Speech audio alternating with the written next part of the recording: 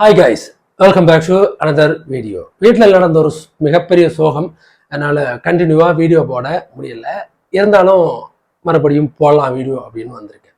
இன்னைக்கு நம்ம பார்க்க போகிற மூவி 2024 ஒரு ஹாரர் த்ரில்லர் மூவியாக ரிலீஸ் ஆன தி ஸ்ட்ரேஞ்சர் சாப்டர் 1 அப்படிங்கிற மூவி 2024 தான் இந்த படம் வந்து ரிலீஸ் ஆயிடுச்சு. படத்தோட கதை அப்படின்னு பார்க்கும்போது படத்தில் ஹீரோயினி ஒரு 5 இயர்ஸாக வந்து லவ் பண்ணிட்டு இருக்காங்க, டேட்டிங் பண்ணிட்டு இருக்காங்க. ஸோ அந்த 5 இயர்ஸ் அவங்களோட அந்த டேட்டிங் ஆனிவர்சரியை வந்து செலிப்ரேட் பண்ணலாம் அப்படின்னு சொல்லிட்டு ஒரு ஃபாரஸ்ட் ஏரியா மாதிரி எங்கேயோ ஒரு இடத்துக்கு போயிட்டு இருக்காங்க. போகிற வழியில் ஒரு ஹோட்டல் வருது. அங்கே காரை ஸ்டாப் பண்ணி அவங்களோட ஃபுட்டை வந்து எடுத்துக்கிறாங்க. மறுபடியும் போய் அவங்க காரை ஸ்டார்ட் பண்ணுறாங்க. அவங்க கார் வந்து ஸ்டார்ட் ஆகலை. என்ன அப்படின்னு பார்க்குற ஏதோ ப்ராப்ளம் அப்படின்னு மாதிரி சொல்கிறாங்க. சரி, அந்த காரை ரெடி பண்ண ஒரு நாள் ஆகும், அது வரைக்கும் நீங்கள் வேறு இடத்துல ஸ்டே பண்ணுங்க அப்படின்னு சொன்னோன்னே ஒரு ஊருக்கு ஒதுக்குப்புறமா இருக்கிற ஒரு ஒரு ஒரு ஒரு வுட் ஹவுஸ்ல போய் அவங்க ஸ்டே பண்றாங்க. ஸோ அப்படி ஸ்டே பண்ணிட்டு இருக்கும்போது அந்த வீட்டுக்குள்ள யாரோ ஒரு லேடி கதவை தட்டி யாரோ ஒரு பேர் சொல்லி அவங்க இருக்காங்களா அப்படின்றாங்க. அந்த கேட்குற அந்த பொண்ணோட ஃபேஸையோ உருவத்தையோ நமக்கு காமிக்கப்படலை. திடீர்னு கொஞ்ச நேரம் போக பார்த்தா ஒரு 4 பேர் சேர்ந்து இவங்களை அந்த வீட்டுக்குள்ள வந்து கொலை பண்ண வர்றாங்க. ஸோ அந்த வீட்டுக்குள்ள மாட்டிக்கிட்டவங்க உயிரோட மீண்டு வந்தாங்களா இல்லையா அப்படின்றதான் அந்த ஸ்ட்ரேஞ்சர் சாப்டர் 1 படத்தோட கதை. இந்த படத்துல எனக்கு பிடிச்ச விஷயம் இந்த படத்தோட கதை தான் நான் டெஃபினட்டா சொல்லுவேன். நாங்கள் என்ன சொல்ல வர்றோம் அப்படின்ற விஷயத்த சுத்தி வளைச்சு நெளிவு சுழிவு இல்லாம ஸ்ட்ரைட்டாவே கதைக்குள்ள நம்மளை கூட்டிட்டு போயிடுறாங்க. அது ரொம்பவே சுவாரஸ்யமா இருந்துச்சு. இந்த படத்துல அந்த ஹீரோ வந்து செத்து போயிடுவாரு கிளைமேக்ஸ்ல, அதுதான் ஃபேக்ட்.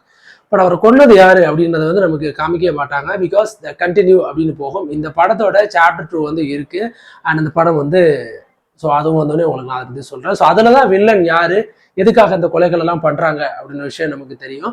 பட் அதுல வில்லன் யாரு அப்படின்றது நமக்கு இந்த சாப்டர் 1 படத்துல ஒருத்தனை கூட நமக்கு காமிக்கவே மாட்டாங்க. சோலவா எல்லாமே மாஸ்க் போட்டிருப்பானுங்க. அந்த கியூரியாசிட்டி இந்த சாப்டர் 2 படத்தை நம்மளை ரொம்பவே ஈகரா வெயிட் பண்ண வைக்குது. இது யார் அது அப்படின்றது. இந்த படத்துல ஹீரோயினி and one of the best acting கொடுத்துருப்பாங்க. அவங்க பயந்து நடுங்கி ஒதுங்குற காட்சிகள் எல்லாமே நிஜமாவே வந்து ரொம்ப ஆச்சரியமா இருக்கும். அவ்வளோ ஷாக்கிங்கா இருக்கும். அவ்வளோ தத்ரூபமா ரொம்பவே வந்து ஒரு நேச்சுரலான ஒரு ஆக்டிங்கை கொடுத்துருப்பாங்க. பார்க்கறதுக்கே அவ்வளோ சூப்பரா இருக்கும். அண்ட் மோஸ்ட்லி இல்லை நம்ம பாராட்ட வேண்டிய ஒரு விஷயம் அப்படின்னு பார்த்தா சினிமாட்டோகிராஃபி. டெஃபினெட்லி அப்படி ஒரு டார்க்கான பிளேஸ்ல ஒரு ஒதுக்குப்புறமா இருக்கிற இந்த டார்க் வுட் ஹவுஸ்ல வந்து எப்படி வந்து ஒரு முடிஞ்ச அளவுக்கு சேட்கான லைட்டை வச்சு கேமரா அவுட் பண்ணியிருப்பாரு. அது எல்லாமே ரொம்பவே த்ரில்லிங்கா இருக்கும் ஒரு காட்சிகளுமே. அண்ட் அதே மாதிரி அவங்க தப்பிக்கிறதுக்காக பண்ற பல விஷயங்கள் ரொம்பவே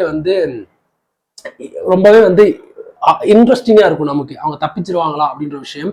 அண்ட் கிளைமேக்ஸ் காட்சியிலே வந்து நமக்கு வந்து 2 பேரும் இறந்து போயிடுவாங்களோ அப்படின்ற மாதிரி ஒரு தோற்றமும் நமக்கு கொடுத்துருப்பாங்க. இந்த மாதிரியான ஸ்கிரீன் பிளேல இருக்கிற குட்டி நினைவு சொலிவுகள் தான் இந்த படத்தை வந்து ரொம்பவே இன்ட்ரெஸ்டிங்கோட பார்க்க வச்சுச்சு. இந்த படத்தோட கிளைமேக்ஸ் தான் இந்த சாப்டர் 2க்கான ஒரு லீடிங்கா இருக்கும். அது எப்போ வரும், ரிலீஸ் ஆயிடுச்சா அப்படின்னு எல்லாரும் கேட்பீங்க. டெஃபினட்டா அதுவும் வந்ததுமே அதோட ரிவ்யூ நான் உங்களுக்கு போடுறேன். இல்லாட்டி எனக்கு கிடைச்சிச்சு அப்படின்னா அந்த படம் அதையும் பார்த்துட்டு உங்களுக்கு நான் ரிவ்யூ சொல்றேன். அடல்ட் கண்டென்ட் ஆங்காங்கே சில லிப்கா காட்சிகள் வந்தாலும் அதை நம்ம அடல்ட் கண்டென்ட்ல எடுத்துக்க முடியாது அப்படின்னா என்னோட கருத்து. ஏன்னா தமிழ் படங்களே இந்த மாதிரி லிப்லாக்லாம் வருது. ஸோ நீங்க ஃபேமிலியா டெஃபினட்டா பார்க்கறதுக்கு ஒரு நல்ல படம் தான். இந்த படம் வந்து அமேசான் பிரைம்ல வந்து நீங்க ஸ்ட்ரீம் ஆயிட்டு இருக்கு. நீங்க அங்க போய் இந்த படத்தை நீங்க செக் பண்ணி பார்க்கலாம்.